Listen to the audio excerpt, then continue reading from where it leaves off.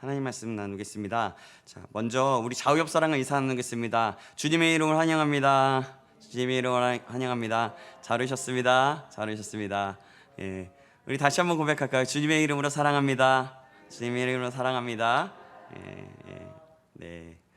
오늘은 끝까지 품으시고 업어주시는 사랑의 하나님이라는 제목으로 하나님 말씀 받겠습니다. 여러분, 세상에는 많은 신들이 존재합니다. 그 신들은 근데 진짜 신이 아닙니다. 사람들이 자기 마음대로 자기식으로 자기가 원하는 대로 만들어 놓은 신입니다. 이스라엘이 광야 생활을 하는 가운데 모세가 십계명을 받으러 갔을 때 하나님이 안 보이고 모세도 안 보이자 불안해해서 그들은 금으로 황금 송아지를 만듭니다. 그리고 그것을 하나님이라고 말하며 신을 삼았습니다. 불안하니까 자신이 원하는 대로 형상을 만들어 하나님이라고 부르면서 자신의 우상을 만들었던 것입니다. 하나님은 그들을 보고 진노하셨습니다. 그런데 여러분, 사람들이 자신의 마음대로 만든 신이 진짜 신입니까? 아닙니다. 정말 진짜 신이 아닙니다. 진짜 신은 바로 하나님이십니다. 우리의 인생의 정답은 바로 하나님이십니다.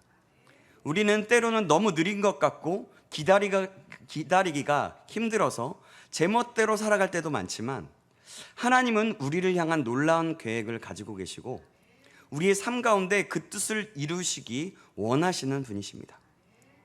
그래서 우리는 하나님께 우리의 미래를 맡기며 신뢰하며 나가야 합니다. 그런데 사람들은 너무 불안해서 자기 마음대로 자기에 맞추어 신들을 만들어 버립니다. 그렇게 자신에게 맞추어 만든 신은 단지 우상일 뿐이고 우상은 사실 아무런 힘도 능력도 없습니다. 왜냐하면 그 우상은 허상이기 때문입니다. 그러나 이스라엘 백성들은 계속해서 그 허상을 섬기면서 우상 숭배와 불신앙의 죄를 지었습니다. 그래서 결국 바벨론의 포로로 70년 동안 끌려가고 나라를 잃게 되었죠. 그러나 하나님께서는 이스라엘 백성을 끝까지 포기하지 않으셨습니다. 그들을 구원시킬 계획을 가지고 계셨습니다. 그 계획은 바벨론의 멸망이었습니다. 놀랍게도 고레스 왕은 하나님을 믿지 않는 사람이었지만 하나님은 그런 사람들까지도 사용하셔서 자신의 그 뜻을, 자신의 일을 이루신 것입니다. 사랑하는 여러분, 이스라엘 백성들은 우상 숭배의 죄로 나라를 잃게 되었습니다. 이것은 굉장히 심각한 문제였습니다. 이스라엘을 다스리던 바벨론 역시 우상 숭배가 아주 심각하게 만연해 있었습니다. 왕의 이름에도 자신들이 섬기는 그 신들의 이름을 넣으면서까지 말이죠. 하나님께서는 그 진노하셔서 그들의 신을 치십니다. 그들의 신의 이름을 벨이라 하였고 느보라 하였습니다. 벨이라는 신은 어떻게 생겼냐면 사진 한번 보시면 이렇게 생겼습니다. 한번 사진 넘겨주시겠어요? 이렇게 생겼습니다. 무지막지하게 생겼죠.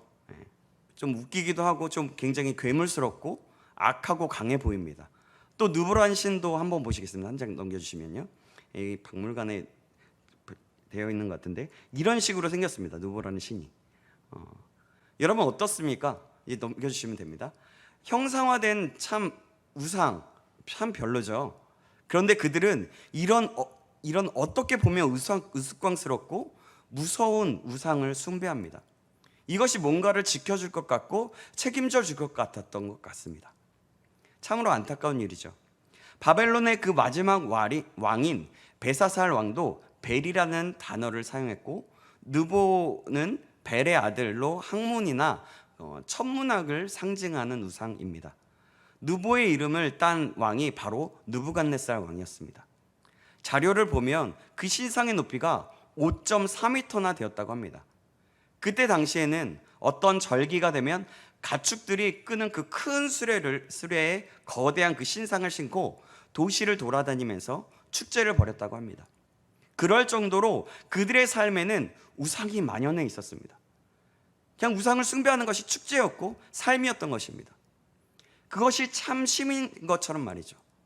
바로 아무것도 아닌 형상을 만들어서 그것이 신이라고 하면서 그들에게 힘을 준 것이 바로 인간이었습니다. 오늘 본문에 보니까 하나님은 그러한 신들이 어떻게 되었는지 말씀하고 있습니다. 1절, 2절 말씀입니다. 성경 우리 한번 볼까요? 제가 읽겠습니다. 벨은 엎드러졌고 누보는 구부러졌도다. 그들의 우상들은 짐승과 가축에게 실렸으니 너희가 떼매고 다니던 그것들이 피곤한 짐승의 무거운 짐이 되었도다. 그들은 구부러졌고 그들은 일제히 엎드러졌으므로 그 짐을 구하여 내지 못하고 자기들도 잡혀갔느니라. 아멘. 바벨론의 대표적인 신들이 어떻게 되었는지 2절 앞부분의 세번역으로 보니까 한꺼번에 넘어지고 고꾸라졌다라고 말씀합니다. 신이면 여러분 자신을 구할 수 있어야 하는데 자신들도 구하지 못했던 것입니다. 그냥 돌덩어리였기 때문에, 아무것도 아니었기 때문에 어떠한 힘도 발휘하지 못한 것입니다. 그들은 아무런 능력이 없었습니다. 부르짖어도 응답하지 못했습니다. 그냥 신상에게 사람들이 그냥 신이라고 이름을 지어주고 그 신을 따른 것입니다. 그런데 그런 신들은 한꺼번에 넘어져서 부서지고 무너지고 맙니다. 6절, 7절은 이렇게 표현합니다. 제가 읽겠습니다. 사람들이 주머니에서 금을 쏟아내며 은을 저울에 달아 도금 장인에게 주고 그것으로 신을 만들게 하고 그것에게 엎드려 경배하며 그것을 들어 어깨에 메어다가 그의 처소에 두면 그것이 서 있고 거기에서 능히 움직이지 못하며 그에게 부르짖어도 능히 응답하지 못하며 고난에서 구하여 내지도 못하느니라. 아멘. 하나님은 우상을 만들어서 절하는 인간의 그 어리석은 모습을 두 가지로 묘사하고 있습니다. 첫째, 어리석은 인간이 사람을 고용하여서 자기의 금과 은으로 우상을 만들어서 그것을 신이라고 하고 그것에게 절한다는 것입니다. 둘째로, 그렇게 만든 신은 움직이지도 못하고 응답하지도 못하는데 그것이 마치 유능하고 어떤 기적을 이루는 것처럼 착각하여 절을 하였다라는 것입니다. 그렇습니다. 일반적으로 사람들은 엉뚱한 데 돈을 많이 쓰고 엉뚱한 데 많은 시간들을 보냅니다. 가치 없는 일에 열정을 쏟습니다. 허무한 데 시간을 보냅니다. 우리는 무익한 것에 얼마나 많은 시간을 낭비하고 있습니까? 오늘의 혹시라도 이곳에선 그런 분이 없겠지만 오늘의 운세나 점이 어떻게 우리의 미래를 만들어주고 사주팔자가 어떻게 행복한 결혼과 건강한 가정을 만들 수 있겠습니까? 그럼에도 불구하고 많은 크리스천들은 우리는 장난삼아 운세를 보고 사주팔자를 이야기하고 손금을 본다고 얘기합니다. 그리고 그것에 영향을 받아 이름까지 바꾸는 그런 크리스천도 그런 사람들도 보았습니다. 사랑하는 여러분, 우리는 이런 일들을 흉내내지도 말고 거들떠보지도 말아야 합니다. 우리의 인생은 말도 못하는 그런 거짓 우상에 의해서 결정되는 것이 아니라 살아계신 하나님, 창조주 하나님, 인격적이신 하나님, 사랑과 긍휼의 하나님, 역사를 정의로 심판하시는 하나님에 의해서 결정된다는 사실을 믿으시기 바랍니다. 인생의 정답은 하나님이십니다. 그것이 손해보는 것 같고 인기가 없는 것처럼 보이고 사람들의 조롱거리가 되어도 인생의 정답은 오직 하나님이십니다. 사랑하는 여러분, 그러나 하나님은요, 우상을 정말 싫어하십니다. 싫어하셔도 너무 싫어하십니다. 그래서 우상을 섬기는 자들에게 말씀합니다. 이전에 하나님께서 하셨던 위대한 일들을 기억하라고 말씀합니다. 8절 9절 말씀입니다. 8절 9절 말씀 제가 읽겠습니다. 너의 패역한 자들아, 이 일을 기억하고 장부가 되라. 이 일을 마음에 두라. 너희는 옛적 일을 기억하라. 나는 하나님이라. 나 외에 다른 이가 없느니라. 나는 하나님이라. 나 같은 이가 없느니라. 아멘. 이전에 이스라엘을 구하셨던 하나님, 출애굽시키고 가나안을 정복하시면서 모든 이방 나라들이 하나님 외에 다른 이가 없다고 말씀하신 그 하나님을 기억하라 하십니다. 그렇습니다. 하나님 외에 다른 이는 없습니다.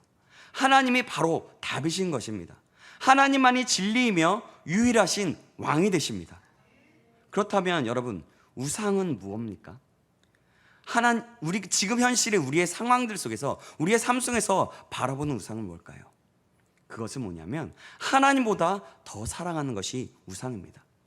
하나님보다 더 많이 생각하는 것이 바로 우상입니다.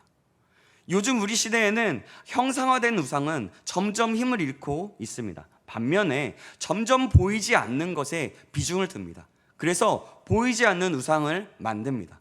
바로 자신이 옳다고 믿는 생각, 그리고 권력, 돈, 쾌락입니다. 부모에게 자식을 예로 들 수가 있겠습니다. 요즘에 참된 진리가 없어지고 있는 그런 시대입니다. 그래서 자신이 옳다고 생각되어지는 것을 믿습니다. 그래서 말씀만이 참된 진리라고 믿지 않습니다. 요즘 교회를 다닌다라고 하는 젊은이들도 마찬가지입니다. 참 하나님의 말씀이 진리라고 막연하게만 듣고 알 뿐이지 자신의 현실의 상황 속에서는 전혀 믿지 않는 삶을 살고 있습니다.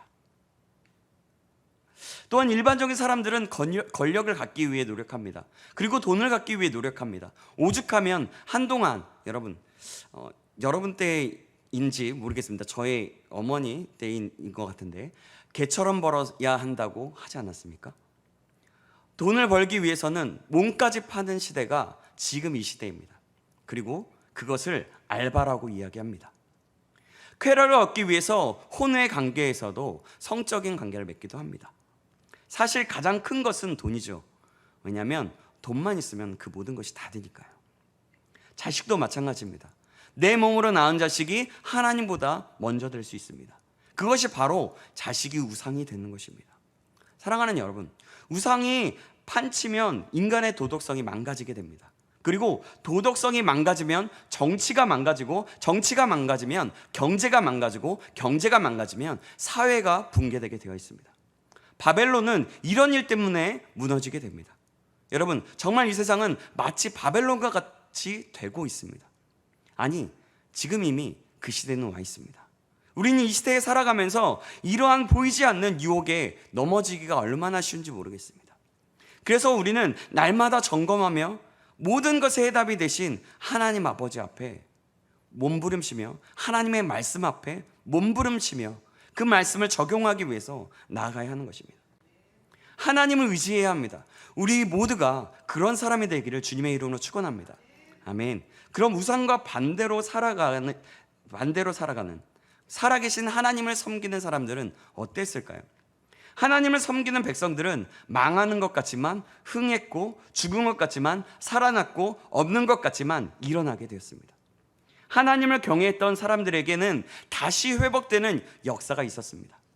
우리가 소망이 있는 것은 이렇게 살아계신 하나님을 섬기는 사람들, 하나님을 경외하는 사람들에게 새 희망을 주시고 지킬 것이라고, 하나님께서 지켜줄 것이라고 말씀하시기 때문입니다. 그와 마찬가지로 하나님은 이스라엘의 그 믿음을 지킨 백성에게는 새로운 희망을 주셨습니다. 3절에서 5절 말씀인데요, 오늘 우리 말씀을 보면서 제가 3절, 여러분이 4절 읽어주시겠습니다. 5절은 제가 읽겠습니다. 야곱의 집이여, 이스라엘 집에 남은 모든 자여, 내게 들을지어다. 배에서 태어남으로부터 내게 안겼고 태에서 남으로부터 내게 업힌 너희여, 백발이 되기까지 내가 품을 것이라. 내가 지었은즉 내가 업을 것이요 내가 품고 구하여 내리라. 제가 읽겠습니다. 너희가 나를 누구에게 비기며 누구와 짝하며 누구와 비교하여 서로 같다 하겠느냐. 아멘. 하나님은 이스라엘의 그 남은 믿음을 지킨 자에게 말씀합니다. 마치 어린아이를 잉태한 어머니처럼 이스라엘을 태에서부터 안았고 업어주십니다. 그렇게 날마다 돌보시고 품어주십니다. 4절에 보니까 노년에 이르기까지, 백발이 되기까지 그렇게 품고 업어서 구하여 주실 것이라고 말씀합니다. 하나님은 어떤 것과 비교할 수 없으신 분이십니다. 모든 것을 창조하시고 모든 것을 아시는 전지전능하신 분이시기 때문입니다. 우리 인간은 하나님을 부분적으로 알 수밖에 없습니다. 그런 우리가 하나님을 온전히 안다는 것이 불가능하지만 우리의 인생을 다해서 하나님을 알아가기로 힘써야 하는 것입니다. 그래야 하나님이 원하시는 것을 더욱더 많이 알고 그 뜻을 이뤄나갈 수 있기 때문입니다. 그래서 하나님을 보여주시면 믿겠다든지 하나님을 다 설명해주면 믿겠다는 그런 말처럼 어리석은 말이 없습니다. 우리는 하나님에 대해 극히 일부분만 알 뿐입니다. 하나님은 우리보다 크시고 인류보다 크시고 온 우주보다 크시기에 어찌 보면 우리가 모르는 것이 당연한 것입니다. 사랑하는 여러분, 우리 모두가 우리를 도우시고 품어주시고 안고 업어주시는, 그리고 돌보시는 하나님, 구원해 주시는 사랑의 하나님을 기억하시기 바랍니다. 백발이 되기까지 품어주시고 이끄실 하나님을 기억하시기 바랍니다. 생각해 보십시오. 사랑하는 여러분, 이런 하나님이 우리 하나님이십니다. 얼마나 놀라운 사랑이며 은혜입니까? 그 하나님이 우리의 아빠, 아버지가 되신다라고 성경은 말씀하고 있습니다. 할렐루야, 아멘. 이 하나님을 날마다 알아가는, 그리고 감사하며 주님께 영광이 되는 삶을 사는 저와 여러분 되길 주님의 이름으로 축원합니다. 아멘. 사랑하는 여러분, 하나님은 하신 말씀을 모두 이루시는 분이십니다.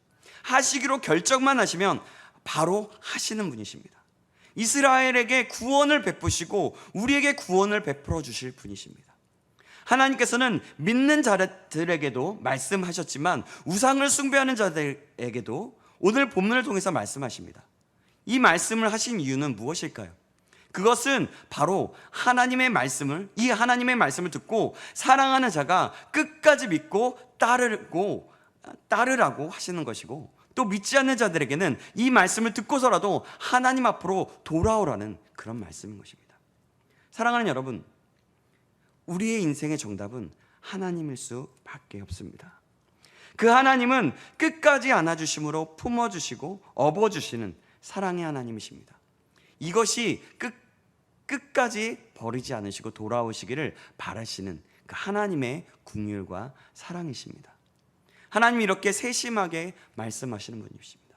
사랑하는 여러분, 저와 여러분이 이 하나님을 기억하심으로 다른 우상들을 만들거나 따르지 않으며 그 다른 우상에게 권력이나 힘을 주지 않으며 하나님보다 더 사랑하는 것이 있었다면 그것을 버리고 내려놓으시기를 주님의 이름으로 축원합니다. 그래서 오직 하나님만을 신뢰함으로 놀라운 긍휼의 하나님을 믿음으로 나아가는 저와 여러분 되시길 주님의 이름으로 축원합니다. 다시 한번 말씀드립니다. 이 세상의 신들은, 이 세상의 우상들은 하나님 앞에 아무것도 아닙니다. 우리의 인생의 해답은 오직 하나님일 수밖에 없습니다. 우리의 인생을 업고 가시고 안아주시고 돌보시는 하나님, 그 하나님을 끝까지 신뢰하고 믿음으로 살아내서 하나님께서 정말 기뻐하시고 이 시대에 부르시고 사용하는 사람, 그런 사람이 저와 여러분 되시길 주님의 이름으로 축원합니다. 기도하겠습니다. 사랑의 하나님 아버지, 오늘도 이사야서 말씀을 통하여서 광야와 같은 세상을 살아가는 우리에게 다른 것을 품지 말고 주님 앞에 돌아오라는 말씀을 드렸습니다. 그리고 하나님은 우리의 인생의 정답이며 끝까지 품으시고 업으시고 가시는 사랑의 하나님임을 알게 하셨습니다. 오늘도 우리의 인생의 답이 되신 하나님을 바라보고 온전히 신뢰하며 우리를 품으신 하나님의 은혜를 생각하면서 살아갈 수 있도록 인도하여 주시옵소서. 그래야 어떤 상황과 환경 속에서도 그 진리 되시고 끝까지 품으시고 업고 함께 하시는 사랑의 주님을 바라보며 승리하며 살아갈 수 있도록 인도하여 주시옵소서. 살아계신 예수 그리스도의 이름으로 기도합나이다. 아멘.